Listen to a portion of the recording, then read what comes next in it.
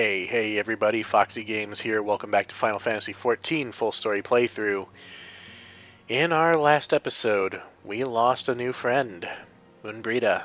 She sacrificed herself to save us and to destroy Nabrialis, the Ascian who had come to claim Tupsamati, and by proxy, Minfilia. She was counting on a theory that a soul's ether burns brightest at the moment of its passing, a scholar until the very end. Oh, Moon, I miss you so much already. Our list of grievances against the Ascians was already overlong. Must they continue to add to it? Would we had arrived a few moments sooner? Just a few moments. Time never really is on our side.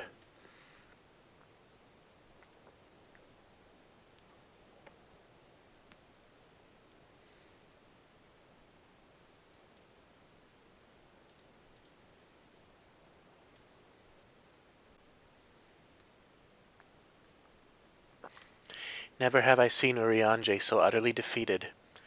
No one should be made to suffer such grief. We shall gather in the Garlean manor to celebrate Moenbryda's life and mourn her passing.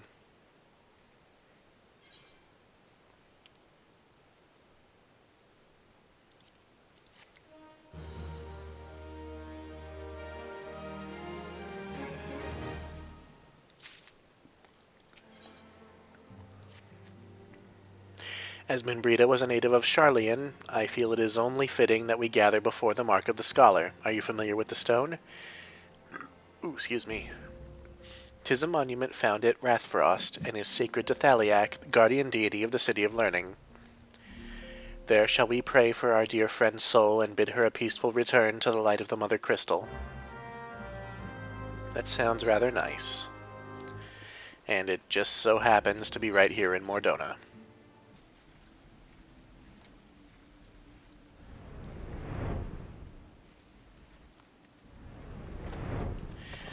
Here we are.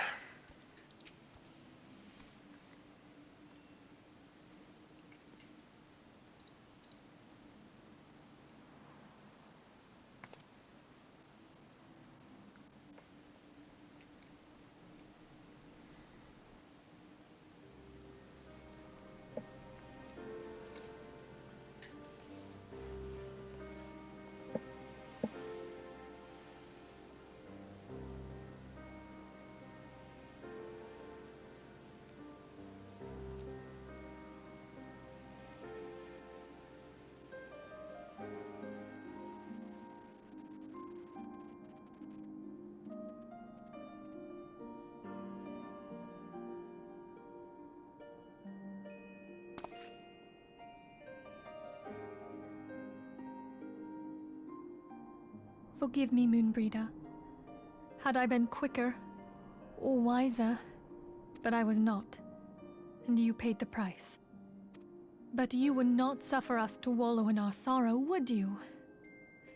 You would tell us to pick ourselves up and get on with it. And so we shall. We shall defend this realm and her people to the last.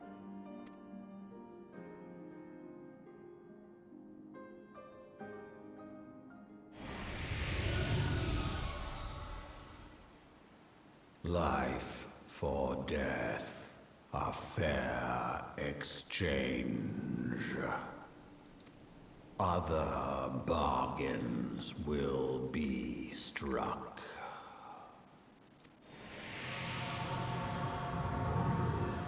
Needless to say, nobody else can see Midgard Swarmer.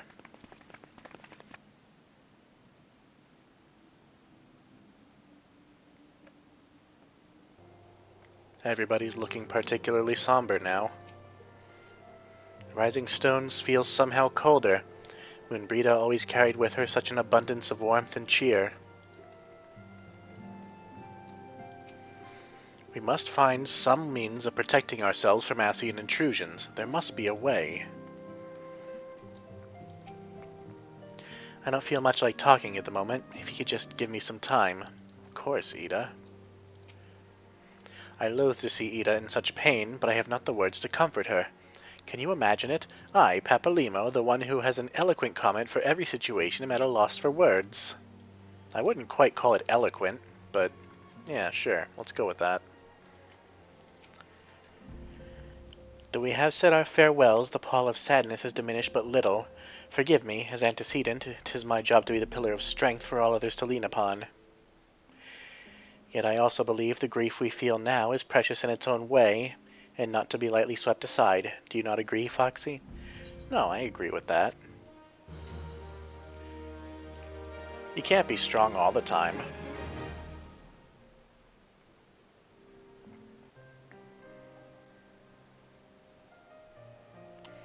'Tis as if a dagger has been thrust into my breast. But 'tis a pain we must learn to bear if we are to forge ahead with our duty. The battles we have fought have taken the lives of so many. Louis Soix, Moenbryda, our fellows at the Waking Sands. Their spirit and dedication to our cause, however, will not be lost as long as we rise to fight once more. I hardly need remind you of this, of course. 'Tis for my own benefit that I repeat these words, a reaffirmation of mine own chosen path. If I do not rebuild the foundation of my resolve, I am like to collapse in a fit of weeping. My apologies, Foxy. There is no other to whom I could display such weakness. You are my pillar of strength, and I fear I shall have need of your steadfast presence in the days to come.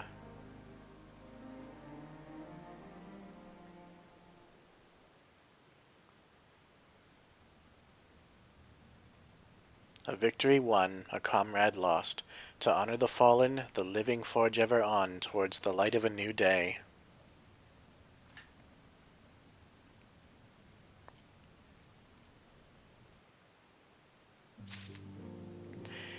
Basically, that cues the end of a patch.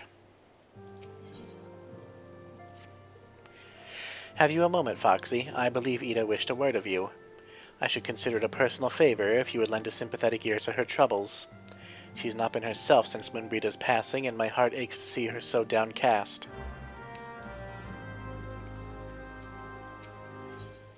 So basically, these quests would take place a short time after. But since these patches were all released years ago, they occur right after the other.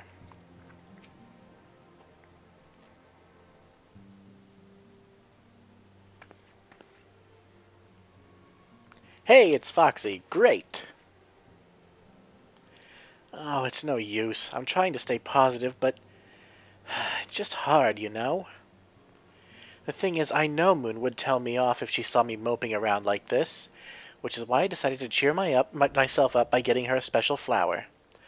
I placed an order for a moon daisy with Rowena a little while ago, and it's ready to be picked up.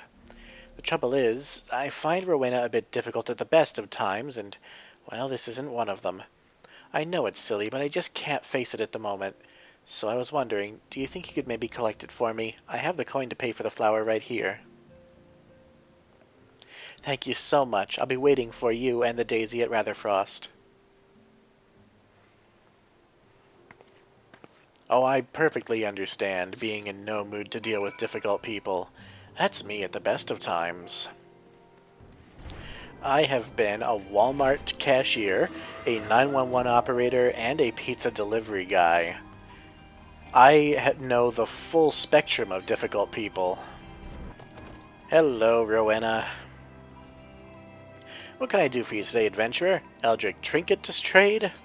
Nah, just money. Eh? You got you running errands now?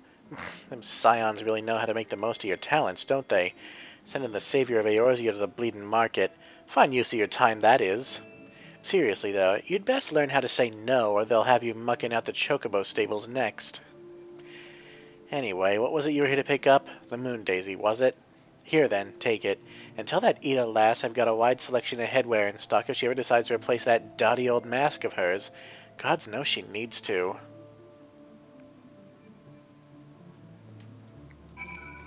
So Rowena's problem is she has no filter. Got it. Hello, Ida. Ugh, Rowena can be so annoying. She just will not take no for an answer. Every time I visit her, she insists I replace my visor with something more fashionable. And when I tell her I like it just fine the way it is, she says it again, and then again, and then again. It drives me crazy. What I mean to say is, I really appreciate you doing this for me. So anyway, let's see it. Here's your flower. Moon daisies are often hung to rafters, trees, or other elevated locations to represent the celestial body when performing holy rituals to the goddess Menfina during daylight hours. It's also just a pretty flower. Moenbryda loved these things, you know. I hope that somewhere, somehow, she knows I'm still thinking of her.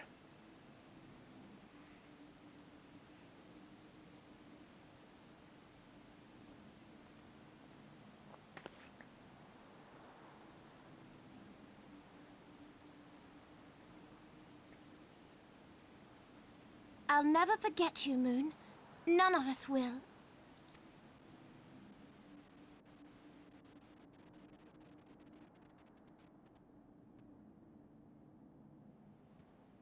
The song riseth to a crescendo.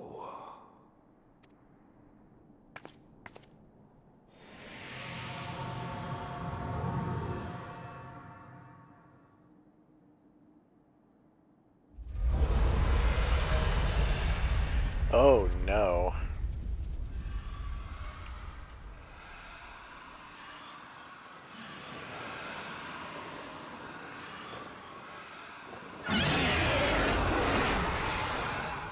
Is that what I think it is? Yep. Hello, can you hear me? We have received grave tidings from Ishgard. Pray return to the Rising Stones at once.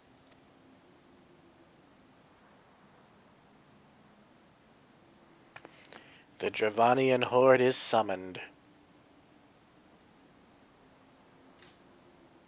And they add their voices to the Dragonsong War. Well, what have we got, Alphino? My apologies for the interruption. I was deeply saddened to learn of Moenbryda's passing. Her loss will surely be felt, or will be sorely felt, rather. Alas, recent developments in Ishgard leave us little time to mourn. The envoy from Kurthis will soon arrive, and we must hasten to hear her report.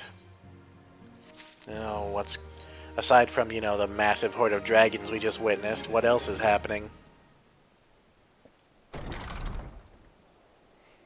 The envoy is here.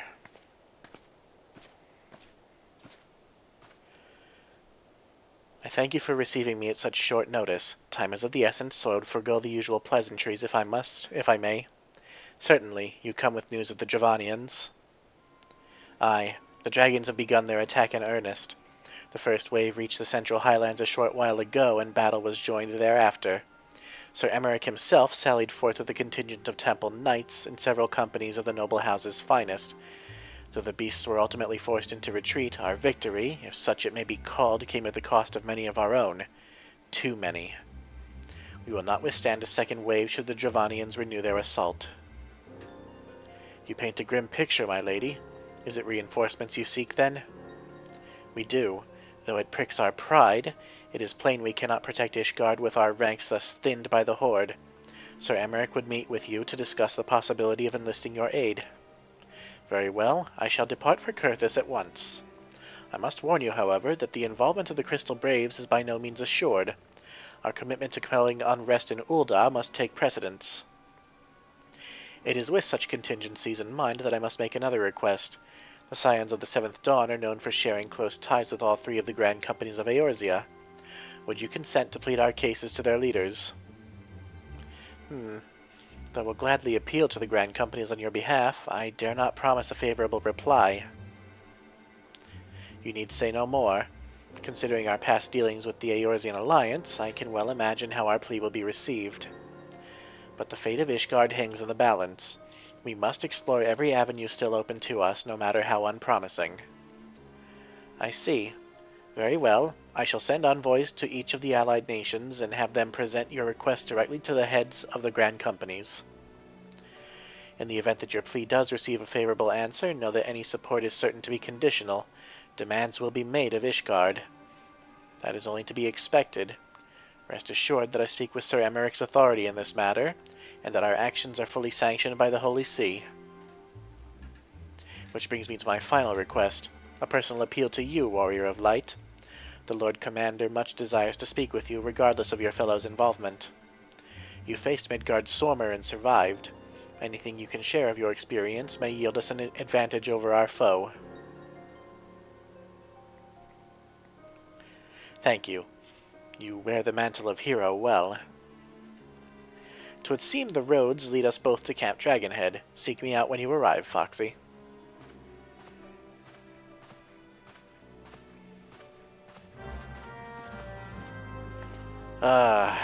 Ishgard.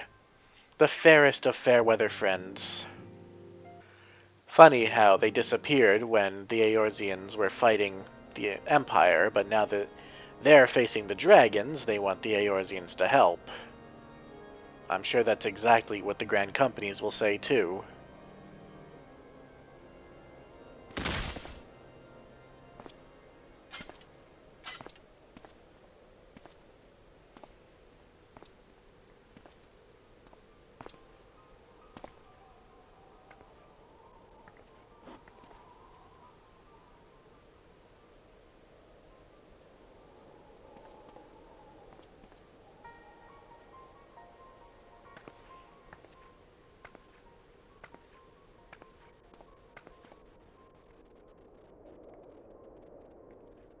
The sons must answer for their father's misdeeds.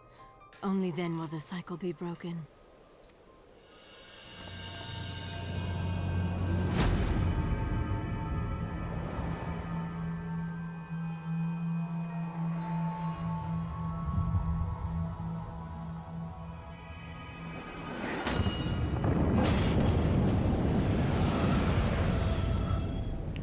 And there went the magical wards around Ishgard. Brothers and sisters of the heavens, we raise our voices and join you in the chorus. The sinner's feeble magics are undone. Come, claim your retribution.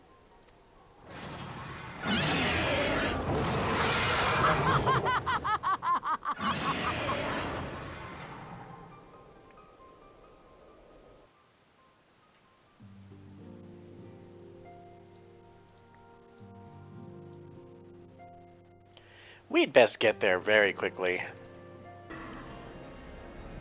Oh, Alphino, aren't you glad to be back here in the freezing cold?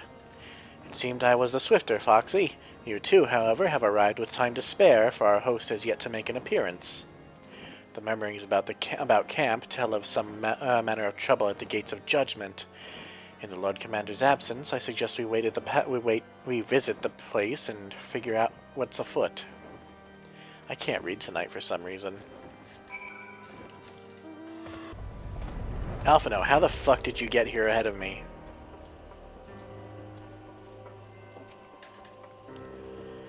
Heretic scum! How dare they meddle with our divine protectors! I shall rid our nation of their blasphemy if it means cutting them down one by one.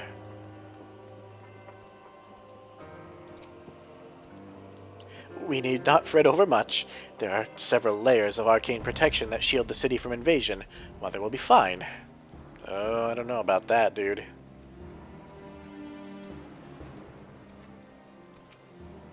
When I laid eyes upon Lady Iceheart, I felt the marrow freeze in my bones. Oh, he's losing it. The gates of judgment are much more than mere doors. They are the outermost layer of Ishgard's magical wards. If our first line of defense can be so easily shattered. Oof. Things don't look good. 'Twould seem the heretics struck the first and most telling blow against Ishgard. Scions, we expected you at Camp Dragonhead. My apologies. We'd chanced to hear that there had been trouble at the gates and thought it prudent to investigate the cause. When you have learned of the heretics' treachery, Lady Iceheart led a force of her followers against our defenders and came close enough to dispel the first of our wards. But let us speak more of this back at the camp. Sir Emeric awaits you. Well, I mean, if he had showed up on time, we would have stayed there.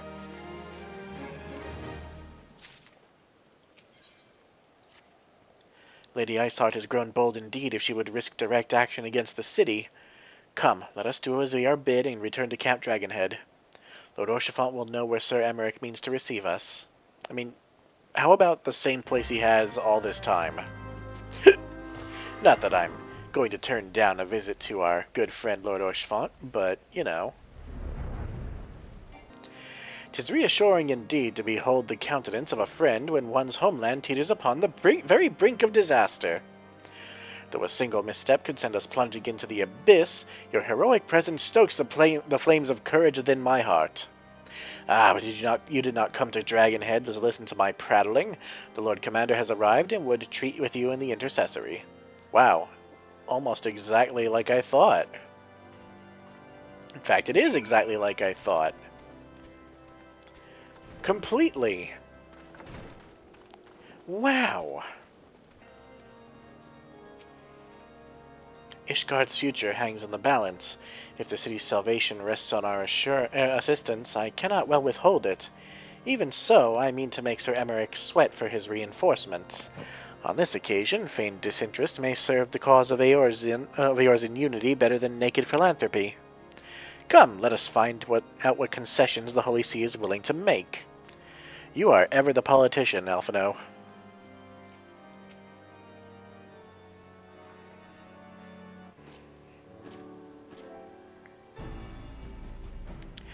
I thank you for coming with such haste, and apologize for my absence.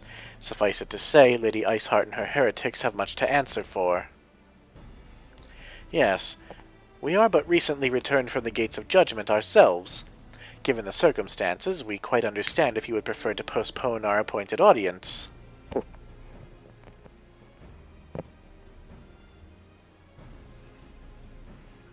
On the contrary, Master Alphino, I think it more important than ever that this meeting take place. Rest assured, I shall return to my post on Ishgard's walls the moment our business is concluded. Before we move on to the subject of reinforcements, however, I would introduce you to a close friend and stalwart ally, Estinian.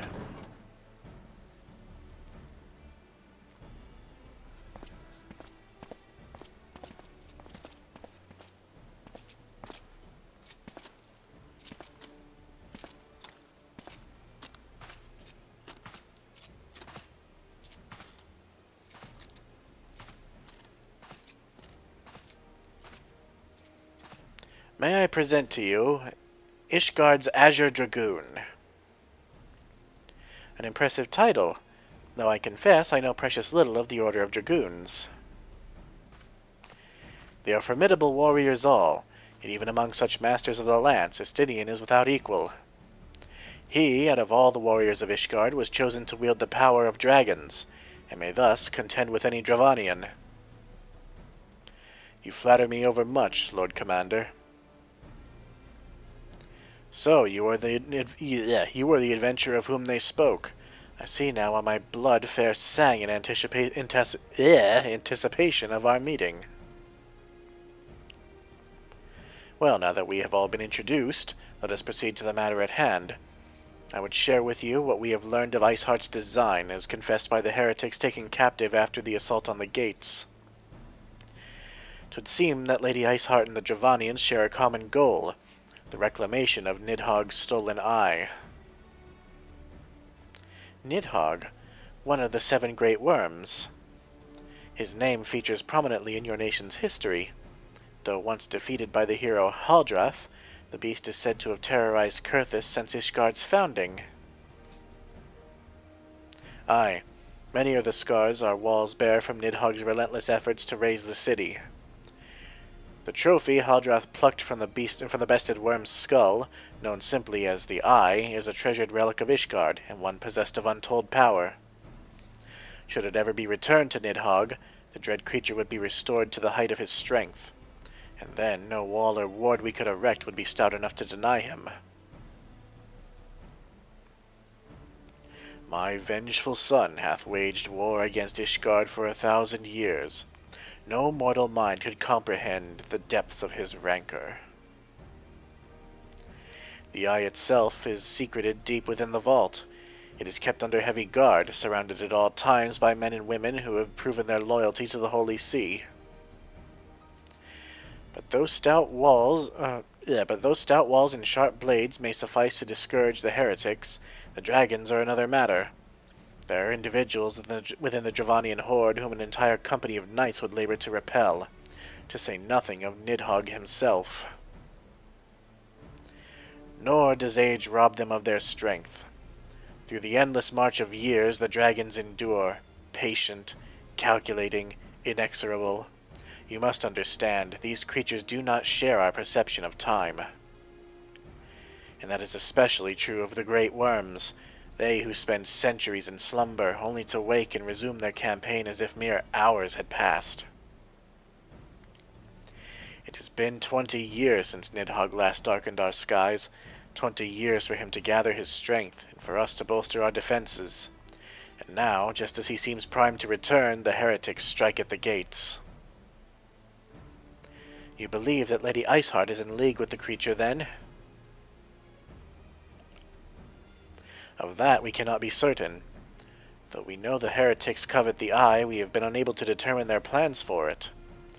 Such questions aside, we must needs address the ragged hole their mistress has seen fit to rend in Ishgard's protections. 'Tis a weakness the Dravanians are not like to leave untested. So it would seem. You have described your plight in admirable detail, Lord Commander. Yet I cannot help but wonder at your candor. Why share such sensitive information with us? I shall speak plain. Ishgard has need of allies, and I would have you bolster our front lines in readiness for the coming battle against the dragons. This much I expected. Unlike our arrangement concerning the Keeper of the Lake, however, only you stand to benefit from our assistance in this matter. I fail to see why we should intervene in a conflict which concerns only Ishgard and Dravania. When the Eorzean alliance requested Ishgard's assistance during Operation Archon, you refused us. Does it not seem grossly unjust to demand that we now risk our lives in your private war? I make no attempt to defend my country's conduct. I only ask that you consider what would follow were Ishgard to fall.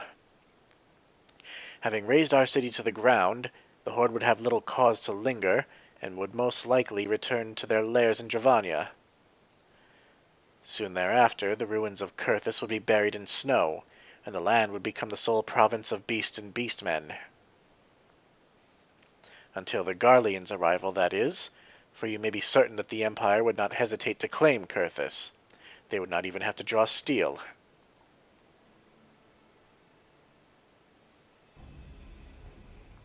An Imperial province sharing a border with Mordona? 7 hells. Very well, we will assist you in repelling the dragons. The roar of a great worm may have shaken the firmament, but we of Eorzea will not abandon our Ishgardian brothers to face the coming horde alone. Nor did I ever think you would. Now upon the matter of the roar... Allow me, Sir Emmerich. Through the power of the eye, I have become the vessel of Nidhogg's strength. His essence has stolen into my very blood. Fear not, I am in full control of my faculties, I assure you, and the eye itself is of no relevance to this tale. It is not essential that I bear it with me wheresoever I go. Its lingering influence does, however, allow me to hear Nidhogg's voice. Then the worm who roared was Nidhogg, aye. He means to hurl his horde against Danafin's collar, and shatter the remaining wards that protect the city. There can be no doubt, the worm has summoned his minions to war.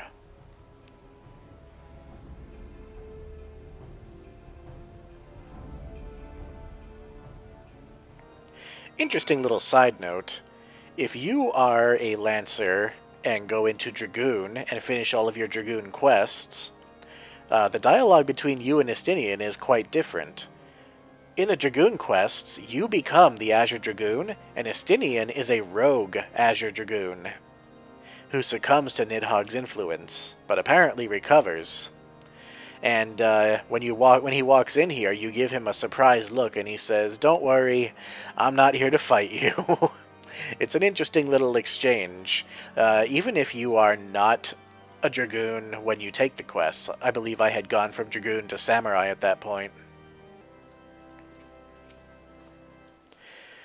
Though the circumstances are far from ideal, this desperate endeavor will at least provide us an opportunity to bring the sister states of Eorzea together in common cause. Sir Emeric was more ruthless in his negotiations than I had anticipated. I suppose one must give no quarter when one's home is at stake. But did you see the look on his face when he formally requested our assistance?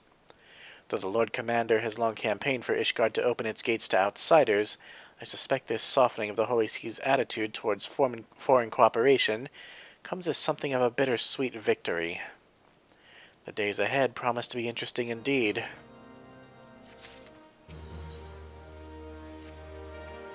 If we are to aid the Ishgardians in this war of theirs, preparations will have to be made, and soon. Before proceeding, however, we must needs return to the Rising Stones and make our report to the antecedent. Then we shall do so.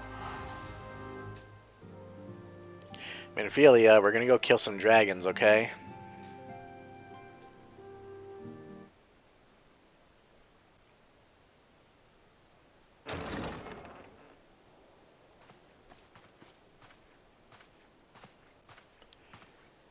Alphino, it is good to see you. Tell me, what have you learned? Pray summon the others. Everyone must hear my report.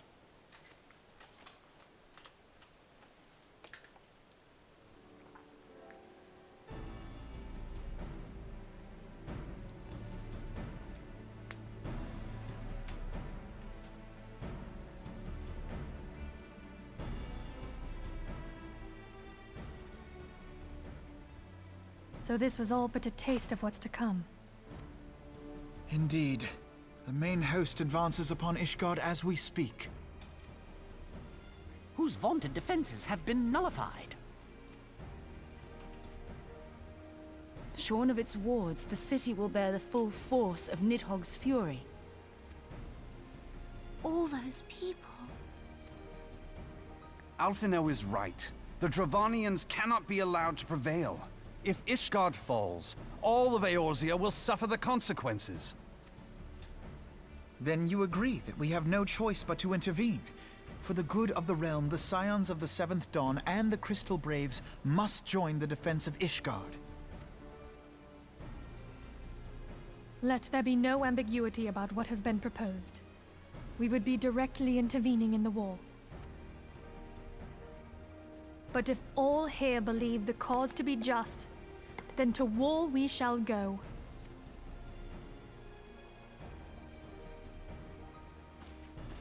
The path we now embark upon is perilous, but I pray you will walk with us to the end. Oh, you know I will. For those we have lost, for those we can yet save.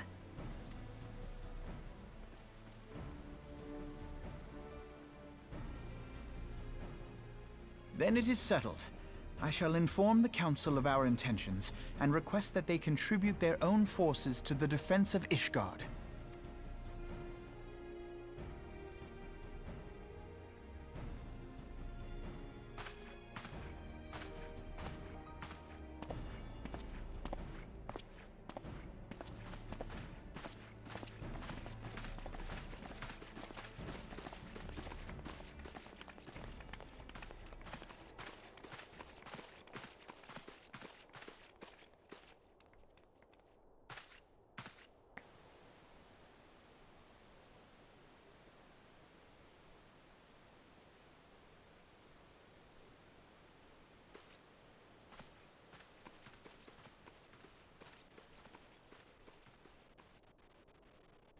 What's wrong with Riol?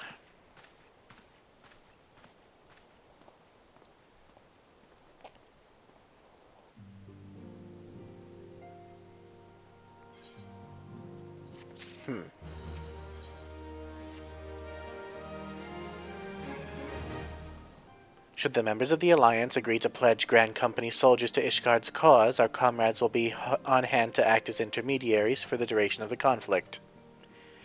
The small matter of persuading the Alliance leaders to grant such support I leave to Alphino. For you, my friend, a different task awaits. I would have you reach out to your fellow adventurers and gather what allies you may for the coming siege. I would also have you consider the matter of your own security. Revenant's Toll is but a short flight from the snowfields of Kurthus. It is not unimaginable that the fighting may spill across the border. Pray brief Slapborn on the brewing conflict and discuss potential contingencies. The frontier settlers must be prepared for aught that might wing its way over our walls. I only hope that such precautions prove unnecessary. Before you leave, might I suggest you have Tataru accompany you? She has a talent for administration and a firm grasp of the practical challenges we may encounter. It's been a while since we've talked to Tataru anyway. Hello, small thing. We are rather close to Kurthus, aren't we? We'd best see to our own defenses and take stock of our supplies. Oh, and we'll also need to have beds and bandages laid out just in case. A good receptionist is ready for any eventuality. Let's go, Foxy. I have 101 things to discuss with Slapborn.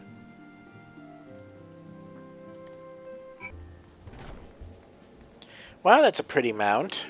What is that? Oh, is that a Kamui? It's one of the Kamui mounts, I think. Oh, those are pretty. I mean, the face is a bit mean-looking, to be honest, but the rest of it's pretty. This person looks almost exactly like Y'shtola, at least from the distance. The hair isn't quite right, but, you know. Anyway.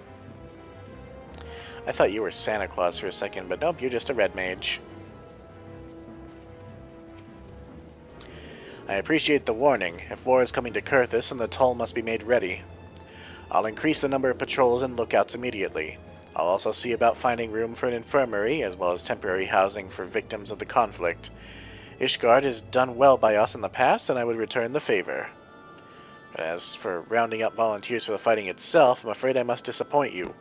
I will not send my fellow guild members to die on Ishgardian soil, and I'm certain headquarters will say the same. There will be no official Adventurers Guild presence at the siege. That said, each adventurer is of course free to do as he or she will. I shall have a word with some of my more capable colleagues on your behalf, and you might try your luck here in Revenant's Toll. I dare say there are a few stout souls about town who will answer your call to arms.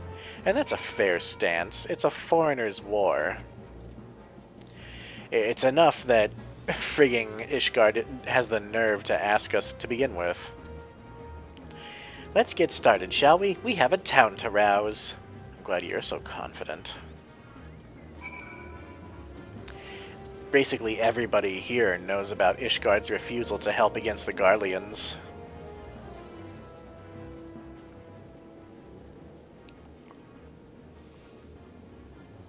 Spare me your talk of glory and fame. I'm not in the habit of volunteering for lost causes. I survived this long by trusting my instincts, and my instincts tell me to stay well away from Ishgard. Well, that didn't go so well.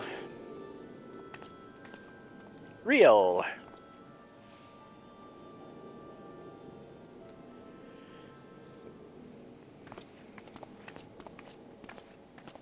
Oh god, what now? Ishgard sounds like she's in a right mess, but that ain't what I wanted to talk to you about. I need you to cast your mind back to that scuffle with the Empire out by the processing plant. A lad from Little Alamigo by the name of Wilrid was there with the Fourth that day, and I want to know if you've seen him since. Have you? Come to think of it, no, we haven't. God damn it, I feared as much. No one's bloody seen him. It's like the ground opened up and swallowed him whole. But that ain't all. Around the time Wilrid stopped turning up for duty, them black market weapons went missing from our vault in Ul'dah. So now, of course, half the Braves suspect the lad of making off with the goods. Folk like to believe our company's a disciplined fighting force, but as you and me both know, it's no more than a motley collection of mercenaries, adventurers, and Grad Company veterans. The only thing as binds us together is some vague oath about fighting for the freedom of all. That and the steady pay. Now, compared to most others in this crew, Wilrid's a fresh-faced novice, a bleeding whelp among wolves. But the boy's got passion. When he talked about being a guardian of Eorzea, he bloody well meant it. A lad like him wouldn't rob us blind and bugger off like that. He ain't the type. And then, and this is just between you and me, mind, there's the fact that the lad wanted to tell me about something queer he'd noticed in the ledgers. Something about the Braves' numbers not adding up. Aye, there's a villain at the end of this trail I've stumbled on, and I'll bet me good eye it ain't young Wilrid. Any road, you've got a war to wage, so I'll let you get on. I just thought someone should know. I'll be seeing you, Foxy. Oh, I hope you're wrong, Riol. It sure seems like there's something not quite clean happening in the Braves. How about you, friend? So Ishgard seeks sellswords to bolster its ranks, eh? Though I'm not sure I like the sound of this siege, those nobles will surely be generous with their rewards. Ah, but I have pledged myself to guard Revenant's toll. Modest work though it is, I am loath to break the terms of my contract. What to do, what to do? Well, maybe they'll make an exception. How about you, good sir? Volunteer my service in the defense of Ishgard? I think not. Dragons claim the lives of every one of my brothers. I do not mean to offer them mine. 'Twas to escape such a fate that I took up the mantle of adventurer in the first place. I'd sooner die in the pursuit of fortune than huddled behind an icy wall. That's a no. Well, how about you, Mr. Marauder? Sell me blade to the Ishgardians? Well, them dragons are a fearsome lot, but I'd slay me fair share if the coin was good. I worked for one of them knights before, you know. Watched me like a bloody hawk, he did. Still, I'd put up with worse than that for a heavy purse. I mean, they're nobles. They're loaded. And also desperate to not die. Well, Tataru, we've had mixed results. There you are, Foxy. Did you sway any hearts? A few. One or two, eh? Well, added to mine, that makes 3 or 4, not including Slathborn's friends. We won't have the largest company in the army, but I'd say one Revenant's Toll veteran is worth a dozen clanking knights at least. That's the spirit, Tataru. Oh, I've been so caught up with recruiting I almost forgot. There's been word from Alphino. Apparently, the Alliance leaders are convening in Ul'dah to discuss Ishgard's plight, and they've requested your presence, as usual. Anyway, you'd best make your way to Ul'dah or you'll be late. Alphino said that he would meet you on the Royal Promenade. Very good. To Ul'dah, then. Hi, Genlins. Bye, Genlins. Damn it, I wanted to make a meme of that, but I kept forgetting to do it every time I passed by.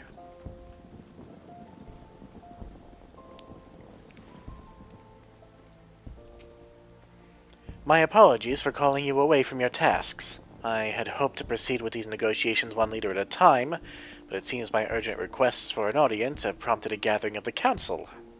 Needless to say, I felt obliged to attend. The Alliance leaders are already seated within. Let's join us, shall we? Or join them. Join them.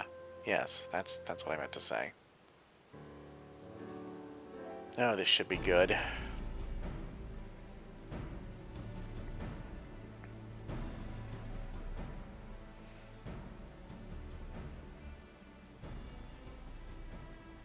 We are well aware of Ishgard's dilemma, and we agree with your assessment. Then I trust there are no objections to the Crystal Brave's intervention. Ul'dah has none. Gridania does not object. The Crystal Braves are yours to command, Alphino. Do what you will. We shall pray for your success. It was my hope that you would offer more substantial aid than prayer. I know it is within your means. Do not presume that you have knowledge of our every concern.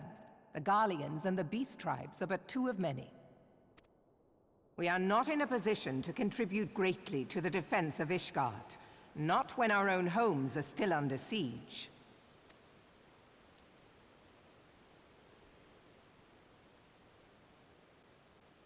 We dare not leave our interests in Cartano undefended as well. Telegi Adalegi and his ilk would seize control of the territories in our absence. The enemy is at their gates, and you would cower behind yours?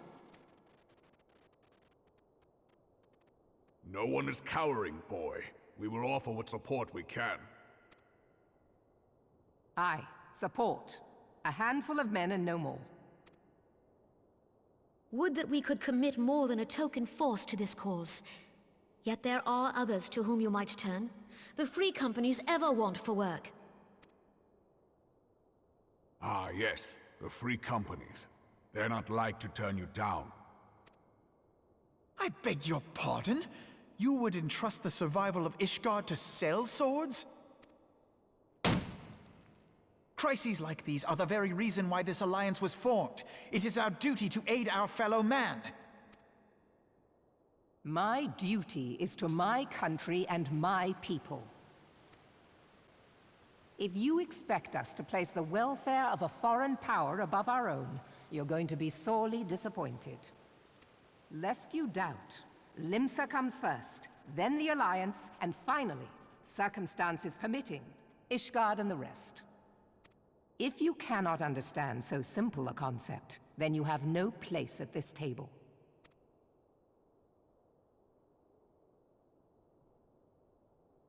Forgive me, Admiral. I was careless in my choice of words.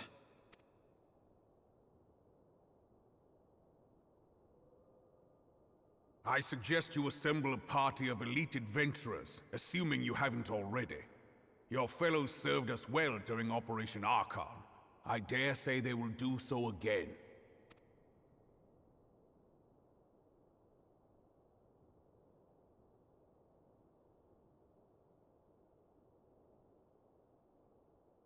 If I may, Your Grace, I wish to propose a redistribution of forces. If we entrust the security of Ul'dah to the Brass Blades for a time, we can dispatch a larger force to Ishgard.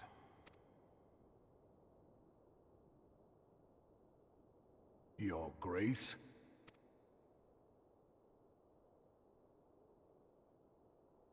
Yes. Yes, of course. Do what you will.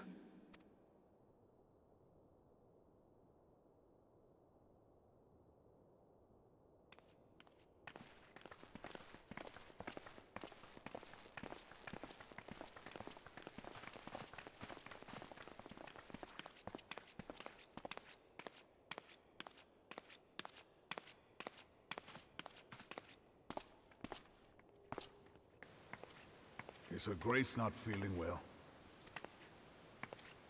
To the best of my knowledge, Her Grace is in perfect health. I see. Carry on.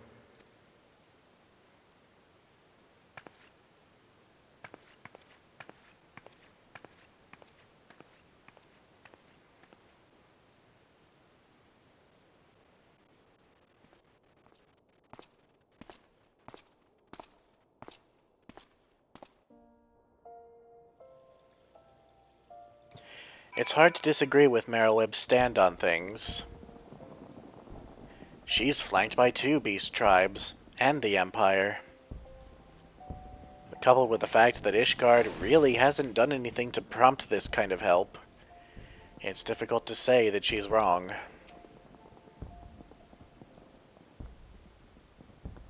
Once again, I owe you an apology. It seems you've been conscripted into leading a contingent of adventurers on yet another mission of inestimable danger. But I fear we have been left with little alternative. We cannot well abandon Lord Oshafott and Sir Emmerich to their fate. We must abide by the Council's decision, as short-sighted as it is, and strive to fulfill our roles as Eorzea's guardians. Captain Ilberd, what news? The assault has begun? We have but this moment concluded our audience with the Alliance leaders. Move our forces into position. Your unit will join House Durandare at Steel Vigil. Man the cannons alongside the knights, and within the Dravanian horde ere they descend upon Ishgard. I will join you as soon as I am able. Foxy, I would have you and your adventurer allies bolster the defenses at the Steps of Faith. Report first to Sir Marcelin at the Gates of Judgment, and he will direct you to where you need it the most. May the gods grant us victory. Well, looks like we wasted our time being out here. Maybe not quite wasted, but, well, we're certainly out of position now. And for those of you wondering just why this is taking so long, this is just all the build-up to Heavensward. You'll see.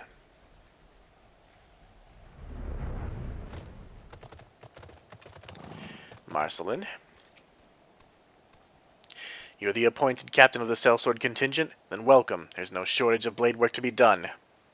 As we speak, Dravanian skirmishing parties are harrying positions across the central highlands.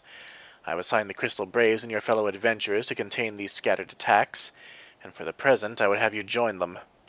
This is of course merely a precursor to the assault on Ishgard proper. The wily serpents seek to divide and confuse our forces, but we will not be so easily drawn out of position. The Temple Knights will remain on the Steps of Faith and continue our preparations. When the Horde arrives in force, they shall face a wall of Ishgardian steel. Report back to me once their advanced skirmishers are slain. Alright, so we have dragons to kill. Oh, that's not good. Let's help out.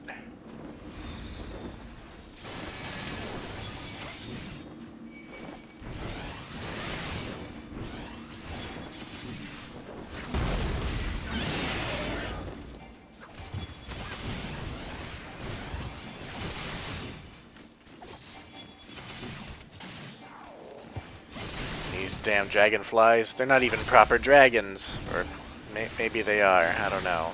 They look kind of like bug dragons. Oh, two more.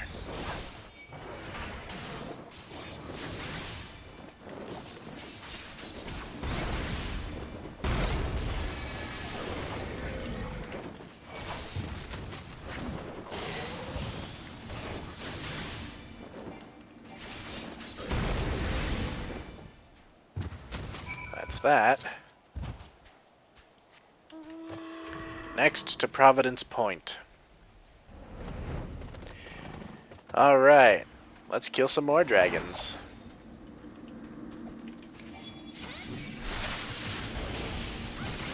Oh, might as well fight this stupid ice sprite.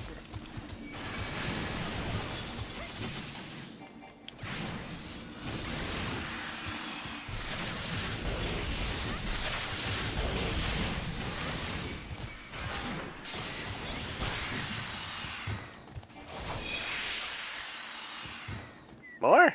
Oh yeah, there's more.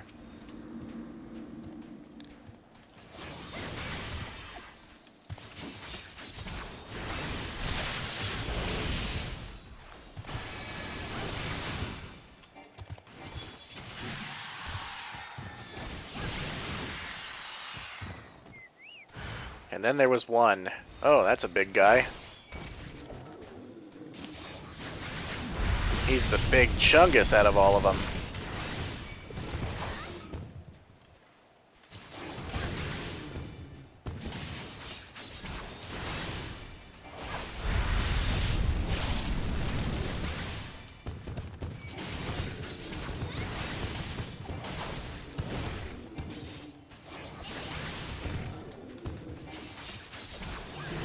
Bitch.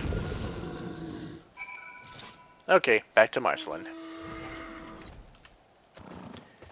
We killed the dragons. What news, adventurer? The reinforcements? Decimated, you say? Dravanian devils, damn their scaly hides. Hold fast to your grief and fury, my lady. We shall avenge the deaths of your fellows in the battle to come. Oh. My chocobo decided to fuck off. Ere you commit yourself to the siege, you should know what it is you're tasked with defending. Beyond the gates of judgment lie the steps of faith, a great bridge of stone that leads directly to the city of Ishgard. More than simply a means to cross the Sea of Clouds, the bridge serves as a foundation for the arcane wards that form the barrier we call Danifin's Collar. Alas, in dispelling the barrier's outermost layer, that thrice-damned witch Iceheart stripped the bridge of its protection, and thus are the dragons now able to land unhindered upon the steps of faith. Should the Dravanians succeed in destroying the remainder of the wards, the winged devils will be free to swarm within the city itself. Needless to say, we cannot suffer that to happen. It shall be our tasks as defenders to prevent any harm from coming to those parts of the bridge wherein the wards are sealed. All now rests on us, adventurer. Lead your comrades out onto the steps of faith and prepare to meet the horde. May the fury guide your blades.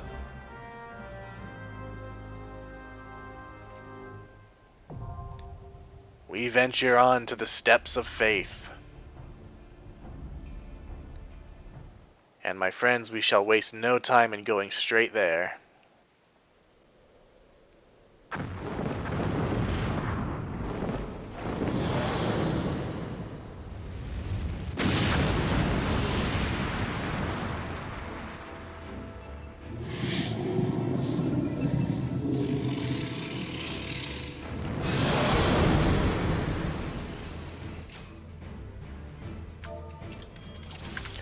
Oh, I just realized I have no idea what to actually do in this one. I don't remember it at all. So I hope the other tank does. This is a first for me.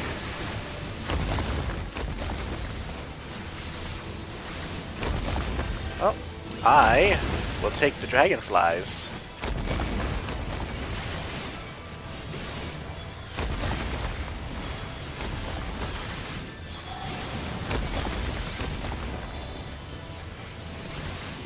I don't think this one's actually very hard at all, so...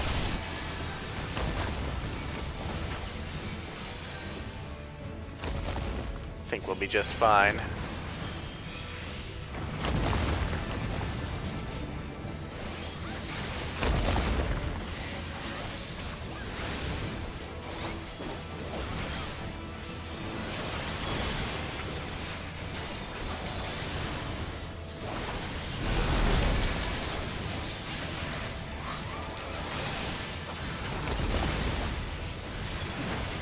There are some people manning cannons,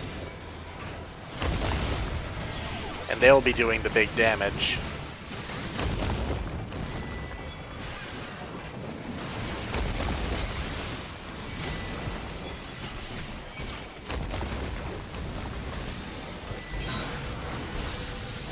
Ow, I am stunned.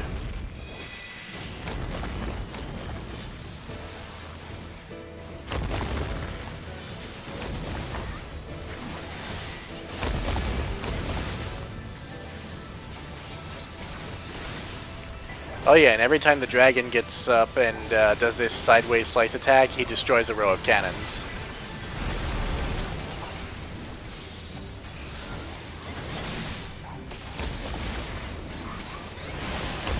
You know, I really hope somebody's on the cannons, because, ow. That's right, don't stand under his feet.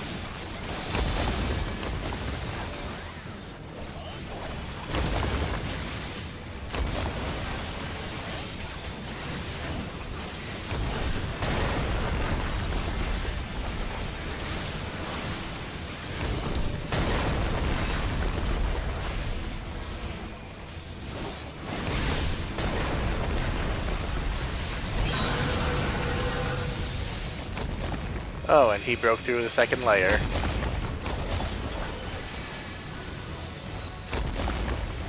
Oh yes, big armored chungus over here.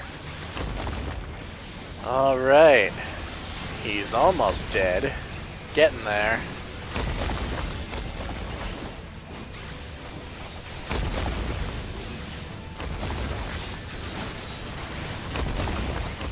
I am checking my back every now and then to make sure nothing's spawned behind us. I mean, he's gonna go down. We're definitely not gonna run out of time. There he goes.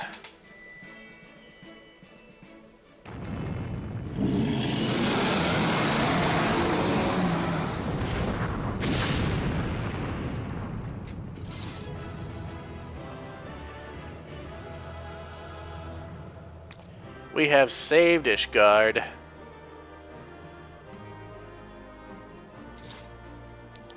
Yay. Sure, give that to a healer. I don't know why everybody's running forward. Oh, that's where the exit is, I guess.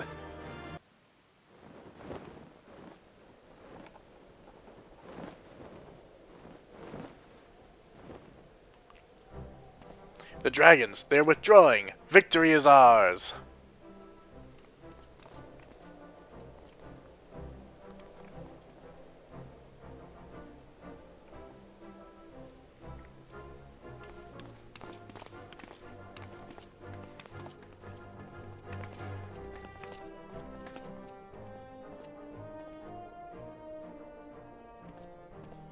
Estinian! One of Nidhogg's greatest champions, slain. The Horde will not soon recover from this blow. But what of you, Nidhogg? Why did you not join your minions and make of this battle a slaughter? Have you grown so fond of the stench of your lair? Mayhap you prefer to have your allies fight your battles for you.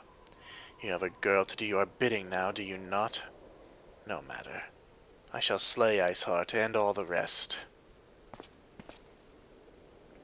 But I yearn to spill the blood of a great worm, Nidhogg, and only your death will sate my lance.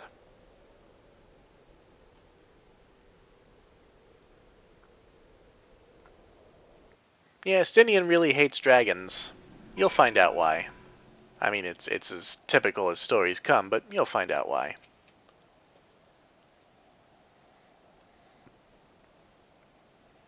Foxy, the dragons are routed. Lest you wonder, the fighting at the Steel Vigil was also fierce, but my crystal braves were not found wanting.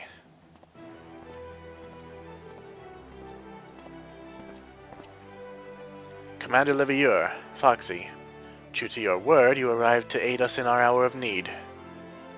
On behalf of the Holy See and the people of Ishgard, I offer you my humble thanks.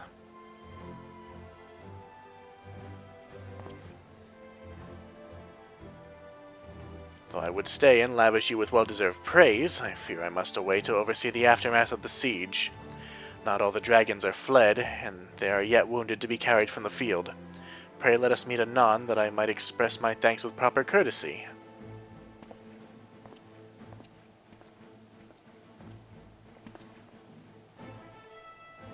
I too would offer my thanks, Foxy. Through your deeds we have achieved a victory of singular importance. With the Dravanian horde thus weakened and scattered, the threat to Ishgard has been greatly diminished. And mayhap, equally significant, the Holy See must now recognize the necessity of cooperation with foreign powers. Long have they barred their gates against the outside world, but I am confident that the day will soon come when Ishgard proclaims itself a member of the Eorzean alliance once more. Much have we sacrificed in our struggles against the dragons and primals, the Ascians and the Empire, but step by unfaltering step, we march ever nearer to our goal. And as ever, the journey is made with you in the van. The victory you have won this day gives us greater hope for the morrow. 'Tis a hope that shall sustain us in the days to come, and bear us past the many evils that yet seek to hinder our progress. Yes, we have done well, my friend, and I for one would take a moment to savor the enormity of our achievement. The demands of duty, however, allow me little time for levity. I must accompany Captain Ilberd back to Ul'dah and reassign those braves whose squad suffered heavy losses. You, my friend, have earned a rest at the Rising Stones. Pray return to Revenant's Toll and share your tale with Minfilia in person.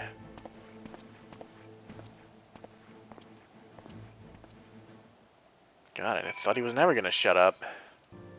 Minfilia, we killed some dragons. Foxy, welcome back. Alphino sent word of the siege, and of course the role you played in ending it. Your deeds will never cease to amaze me, Foxy. Thank you. These are exactly the fucking same, but okay.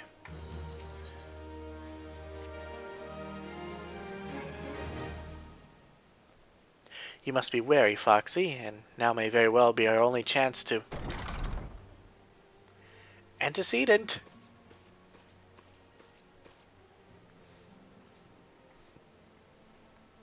She's adorable. A messenger from Ul'dah arrived with a missive for you.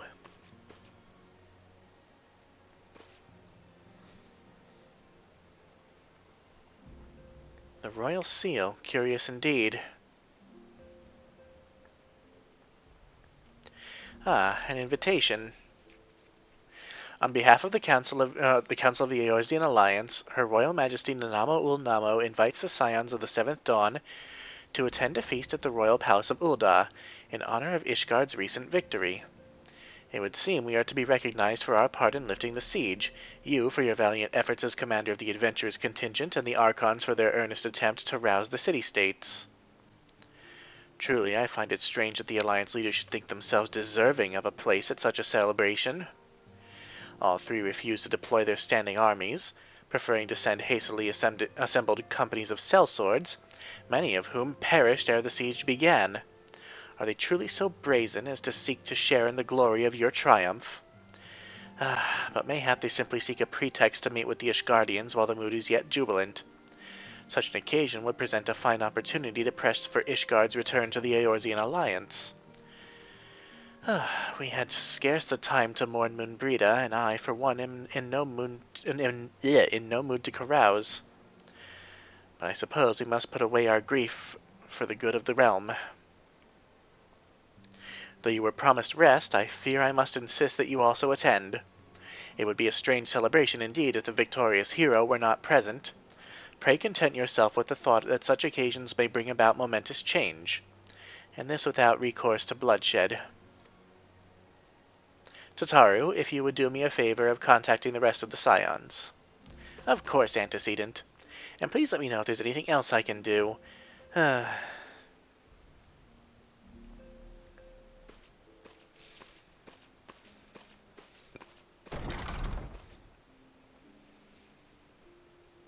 Curious. I've never known Tataru to sigh at such requests. Could aught be amiss? Maybe she's overworked. I mean, she's the only person doing paperwork. Where is she? Tataru is conspicuous by her absence. Indeed she is. Where'd she go, Flamine? Tataru, I believe she just stepped outside. Now that I think on it, she did seem rather preoccupied.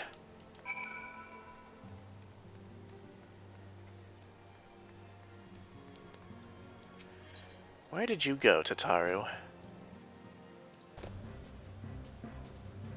Oh, there she is. What is wrong with you? Oh, Foxy, it's you. I didn't mean to worry anyone. It's nothing, really. Well, it's not nothing exactly, but it feels like nothing compared to the towering trials you and the others face every day. And that's why I should probably talk to Minfilia before things get any worse. You always know what to say, Foxy. I'm glad we had this little chat. I didn't say anything, but sure. I'm a silent protagonist. Not saying anything is kind of my thing.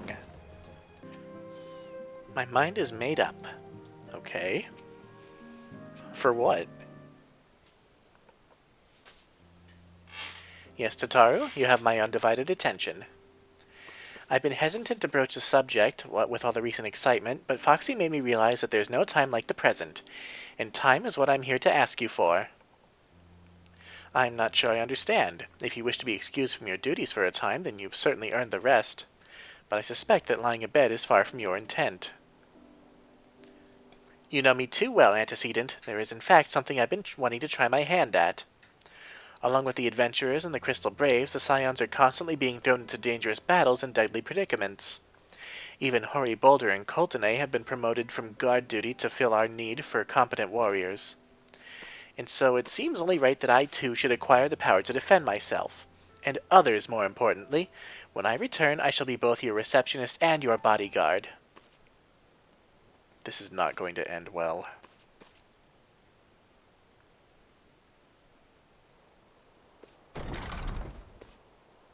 Well, hey!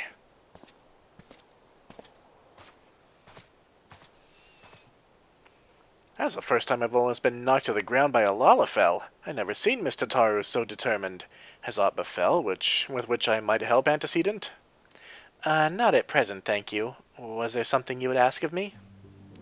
Oh yes, pray excuse my distraction. An adventurer who was to join us for escort duty was injured while out on patrol, and I fear we cannot properly defend the scholars entrusted to our protection without the aid of at least one more guard. Therefore, I humbly request that another adventurer, of the capable kind of course, be assigned to our party. Very well, I shall consider the potential candidates and provide you with a replacement as soon as I am able. My thanks, antecedent. I take my leave of you.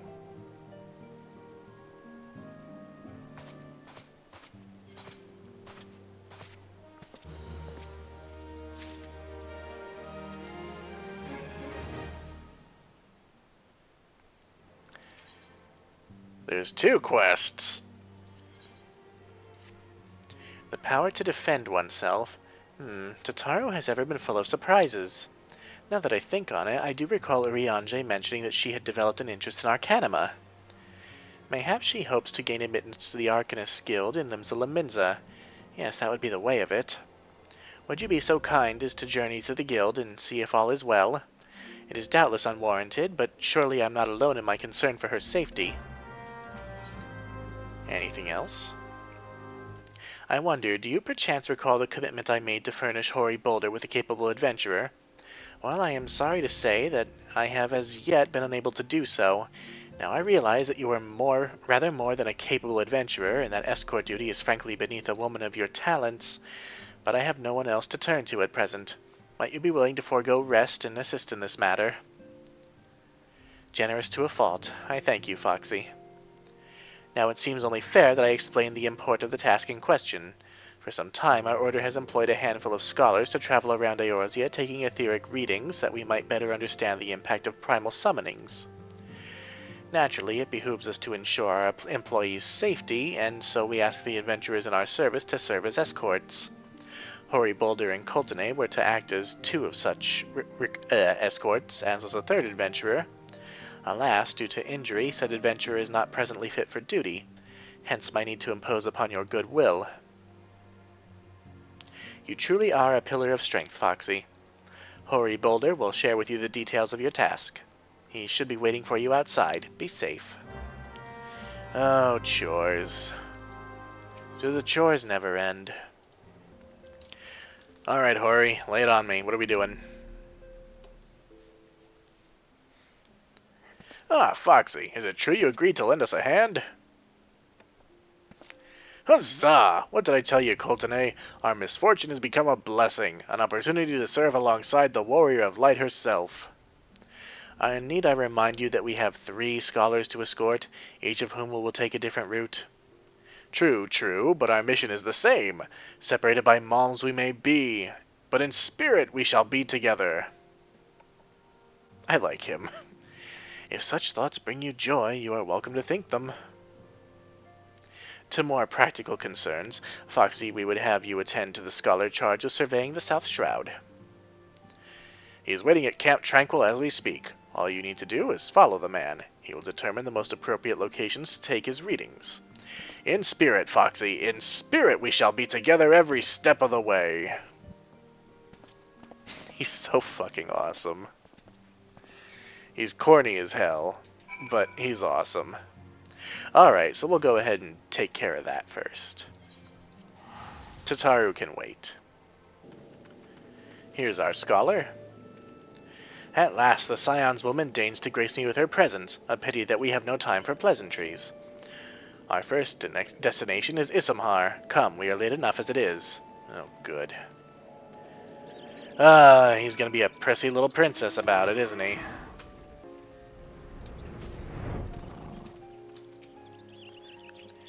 Yes, this location should suffice. Once I finish calibrating my instruments, I will require but a moment to take the necessary measurements. I trust I need not explain that my work can suffer no interruptions. Then please stand in an appropriate distance and keep watch for wild beasts.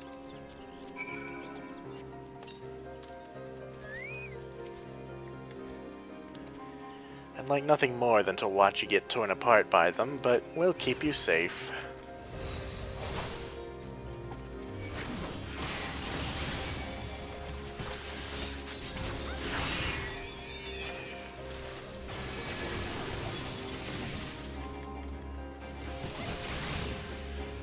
Haven't seen some of these things in a while.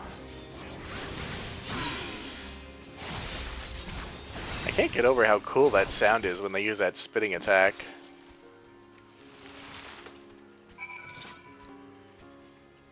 I see we have both completed our respective tasks. A satisfactory outcome. Though if I could make one suggestion, you might try to dispatch your foes more quietly in the future. I do not like to pick fault, but I really must be allowed to concentrate. Now then, Snake Molt awaits, shall we? Look, motherfucker, it's not my fault. Murdering things is noisy. Okay, prissy princess. Right about here, yes. As before, I would ask you to keep your eyes out for dangerous beasts as I work.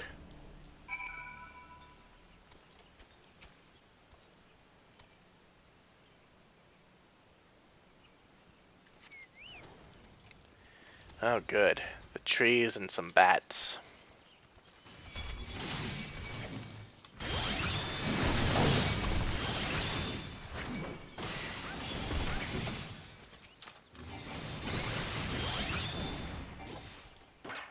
This fucking level 37 Death Mouse wants a piece of me. And so does this Will-o'-the-Wisp. What chance do you think you have? This other thing is 12 levels higher than you. Well, to its credit, I didn't one-shot it.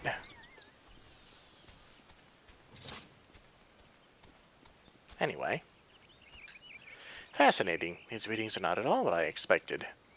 Though perhaps that should come as no surprise. I am not given to superstition, but there is a queer, almost blasphemous air hereabouts. Let us quit this place and return to Roots Lake. We have one more site to survey. A blasphemous air? Well, we're near a dungeon, near Amdapor Keep. I don't know if that has anything to do with it.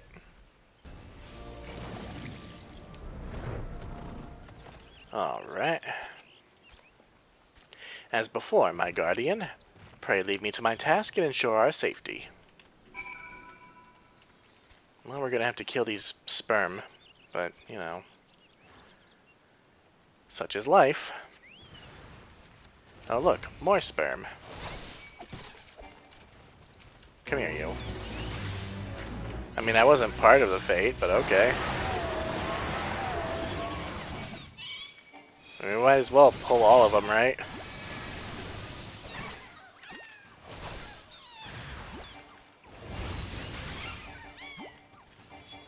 Spin. Spin to victory.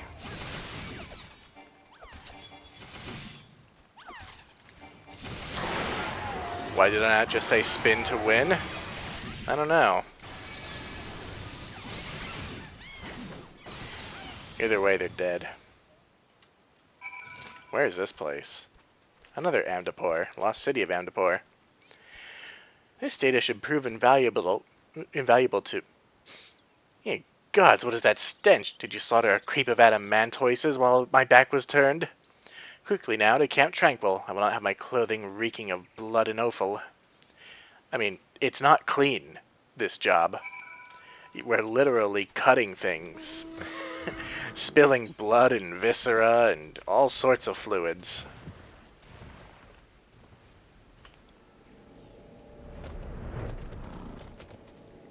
You chose to paddle in the Ichor a while longer, I take it. I literally just got here, the same time as you. No matter, I took advantage of my unexpected privacy and performed a cursory analysis of my data. It would appear that there has been a measurable decrease in Eorzea's ambient ether concentration since the calamity. However, this data is far from conclusive. We must take additional measurements to confirm my assessment. No. For our next survey, I would have you escort me to Earth's fount. The ambient ether concentrations there are so high that crystalline structures form spontaneously. Consequently, anomalous fluctuations should be much easier to detect. Brilliant, yes? No, don't bother answering, that was rhetorical. Now come along. God, I can't stand this type of fucking scholar. So self-assured.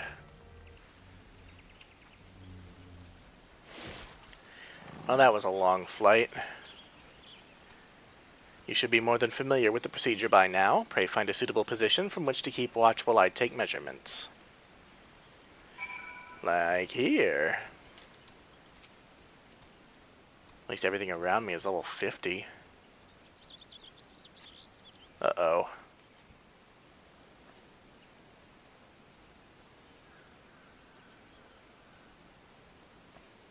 Yes, yes. Quite high, yet still markedly lower than the historical measurements taken near the end of the 6th Astral Era. Could the presence of a primal account for the difference, or is there something else? Something else.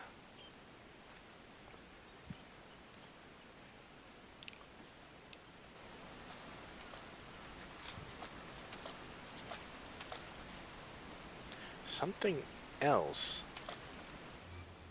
Scion! Scion, come here! I need you! Uh-oh. Oh my god, is it... It's fucking Wilrid.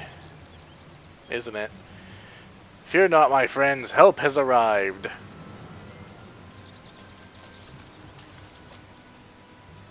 There you are, Foxy. Ori and I were worried when you and your charge failed to return at the appointed hour.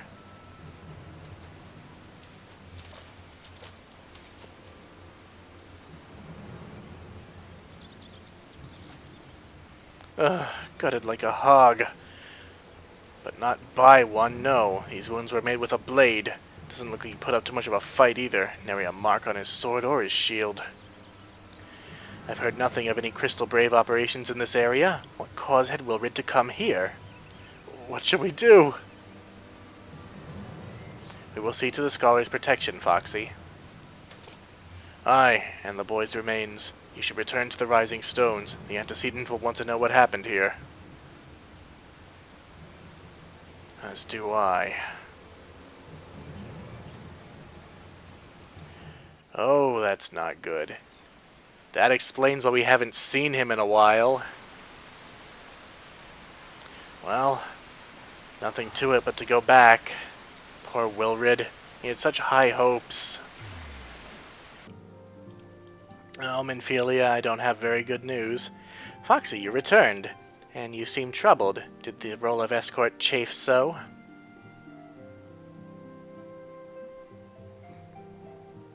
Wilrid dead? Mayhap murdered? By the 12, how can that be? I will send word to Alphino at once. He will want to conduct a full investigation and send word to Wilrid's family. Gods, he was just a boy. Who would do this, and why? That's what I want to know. Well, you go ahead and send word to Alphino. I'll go to Limsa and see if I can attend to Tataru. Tataru, where are you? She must be downstairs. Where are you, Tataru? There you are.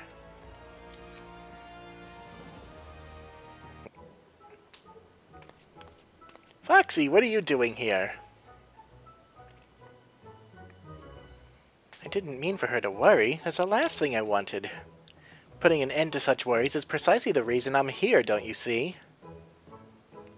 I, Tataru Taru, shall become a great and powerful arcanist. And now, at Mistress Thubergeim's behest, I must go and complete a special training exercise until we meet again. Okay.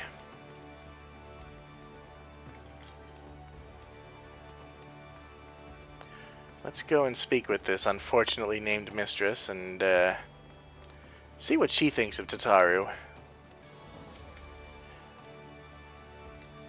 Greetings and welcome to the Arcanists Guild. Do you require assistance? So you are acquainted with our newest member. I am sorry to be the bearer of bad news, but I fear young Tataru may not be ideally suited to the study of Arcanima.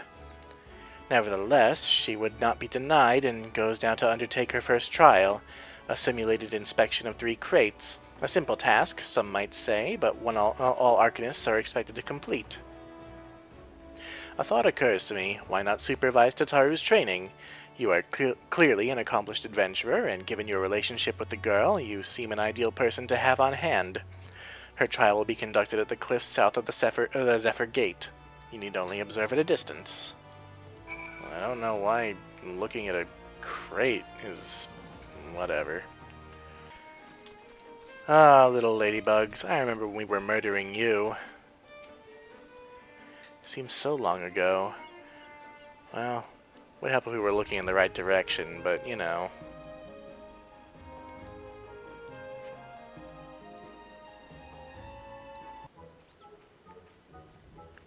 Or as you sees to Pirate's Port, where she met her shining jewel. For to bring the smuggler's plan to naught came the lass whom none could fool. Beat him with a backdraft, beat him with a gust, deck him with a downburst. Go, Carbuncle, go! Oh, are those crates I spy? And this must be the true test. But we're ready for them, aren't we, Carbuncle?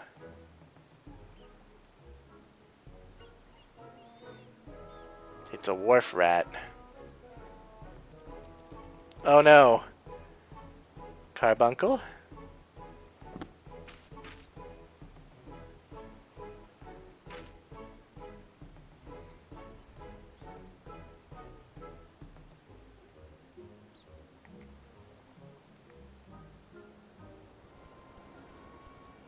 Oh no. Ah, come back, Carbuncle, come back!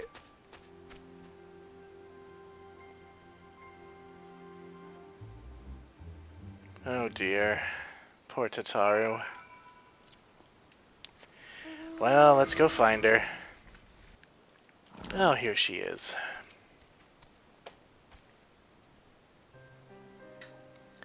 I should have known you'd come, Foxy. You needn't say a word, your face says it all. I knew you bore witness to my shame.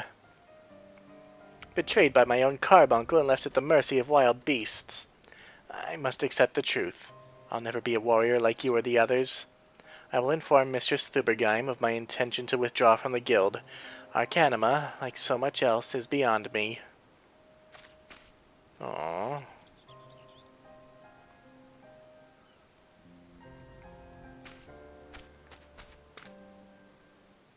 She just wants to try. Well, Thubergeim, whatever the fuck you say your name is. We found Tataru. Ah, back so soon? How fared our fledgling arcanist? Abysmally, Mistress Thubergeim, abysmally, as Foxy will testify. I was wrong to become an arcanist. Wrong as usual. I am completely and utterly unqualified, and I sincerely apologize for wasting your time. Tataru, if that were true, I would not have permitted you to join in the first place. We must all come to accept our limitations, lest our ambitions lead us astray. However, we must not lose sight of our strengths in the process. For example, your exceptional skill with numbers helped you to gain a solid grasp of the fundamentals of Arcanima. Were it not so, you would have struggled to even summon Carbuncle to your side. In my opinion, the Scions are truly fortunate to have such a capable and good-natured receptionist in their service. Would you not agree? You are too kind, Mistress Thubergeim. Though I could not overcome this challenge, I shall take your words to heart and try not to be discouraged.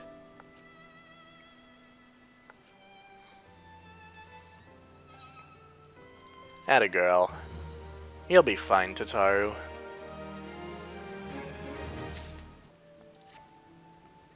As fetching as these garments are, I fear I shall never don them again. But I can't go back to the Rising Stones without something to show for my time away. Wait, I know what I can do. That is, if you don't mind accompanying me for a little longer. Wonderful. Then to Costa del Sol we'll go. It's a bit of a gamble, but I'm confident it will pay off. What are we gonna do in Costa del Sol? You gonna learn to dance like one of Gegaruju's dancers? That would not be good. What are we doing here? Yes, this is it. This is where the man at the drowning wench told me to look. There's a certain variety of clam which can be harvested this time of year in Bloodshore, one which produces the most marvelous pearls. However, these clams are also coveted by certain wild creatures, and since I fared rather poorly in battle last time, let's be off. So I'm your bodyguard. Right.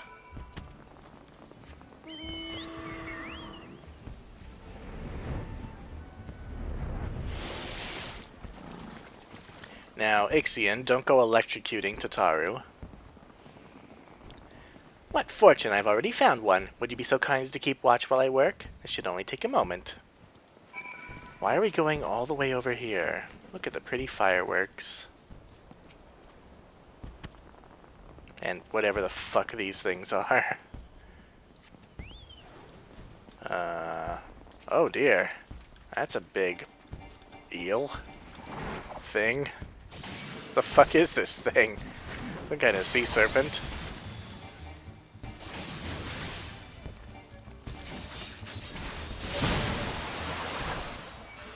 Why does it have so much HP? Seriously, why does it have so much HP? Oh my god, that took for fucking ever.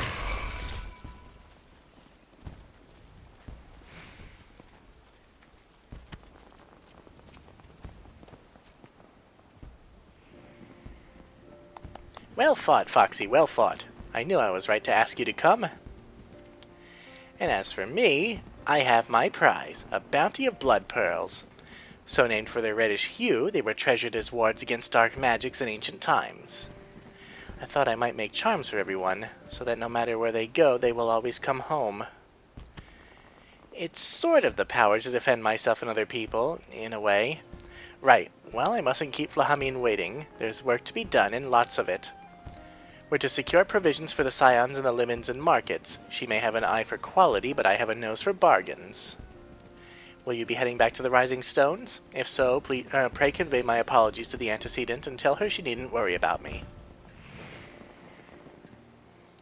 Farewell, Foxy, and thank you for everything. That sounded rather final, didn't it? How about, until we meet again?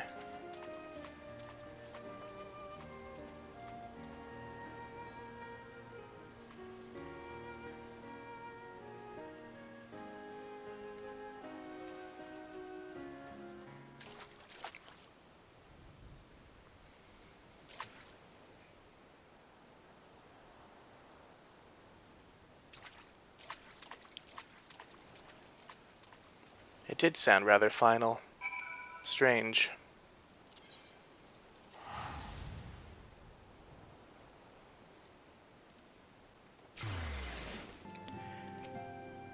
Welcome home, Foxy. I gather you found Tataru and Limsa Laminza.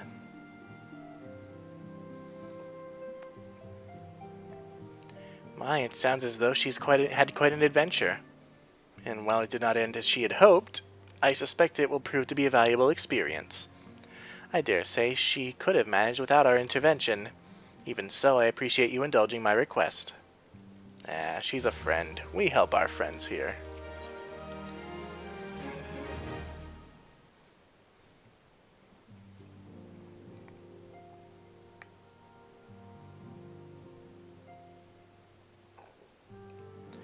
Though recent events weigh heavily on our minds, we must needs set them aside for now.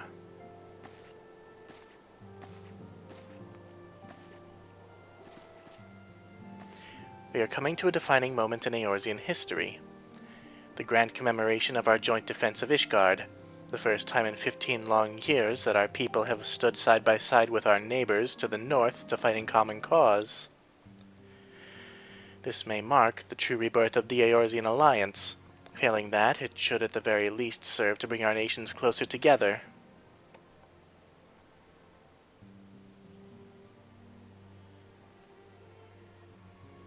We have every reason to raise our voice in celebration, do we not? We have bested Dravanians and Ascians both. Against desperate odds, we have fought and won.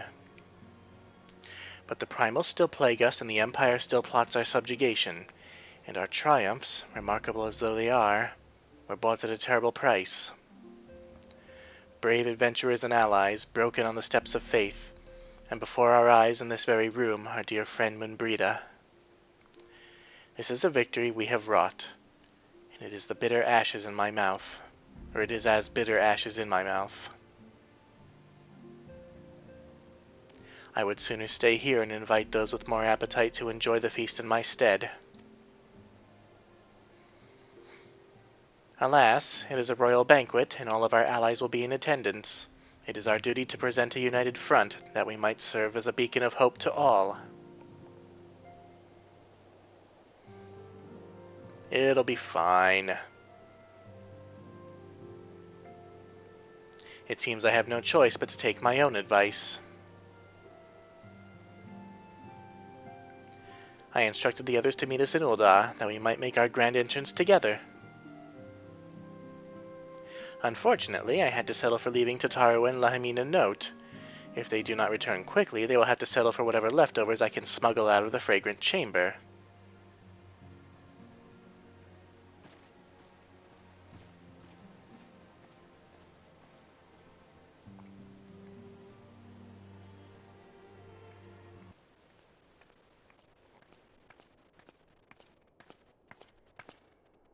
Off to the big soiree, Foxy.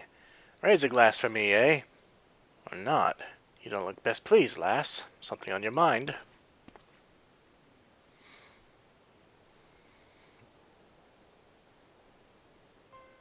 By the Navigator, Wilrid's dead? Gods damn it, they must know they've been rumbled. I mean, sod it. 'Tis past time we've had this talk. After our last conversation, I got to thinking about where certain funds were coming from.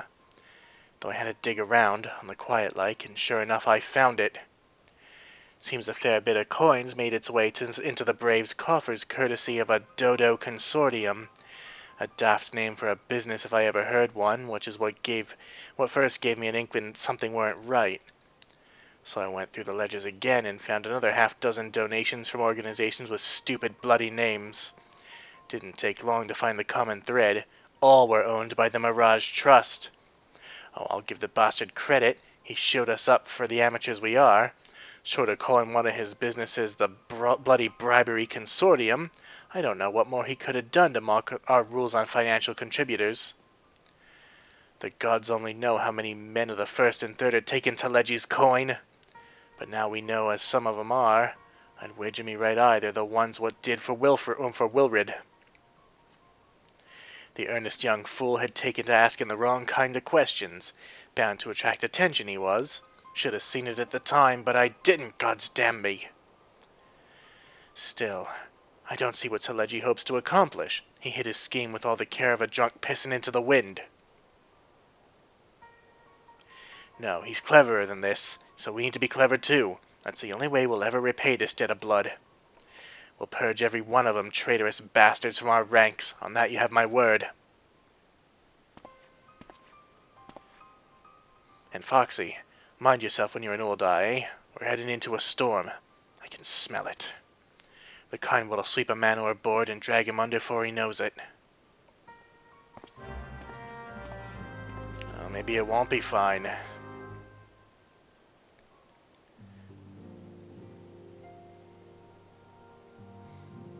Well, with that extremely ominous note, we're going to call it an episode. I am trying to keep the episodes a little bit shorter. Looking at my previous recording times, I fear they're a bit on the longer side. So we're going to try and trim it down a little bit. But in the next episode, we make our way to the Royal Promenade for a feast. Until then, I'm Foxy Games, and I'll see you later. Bye.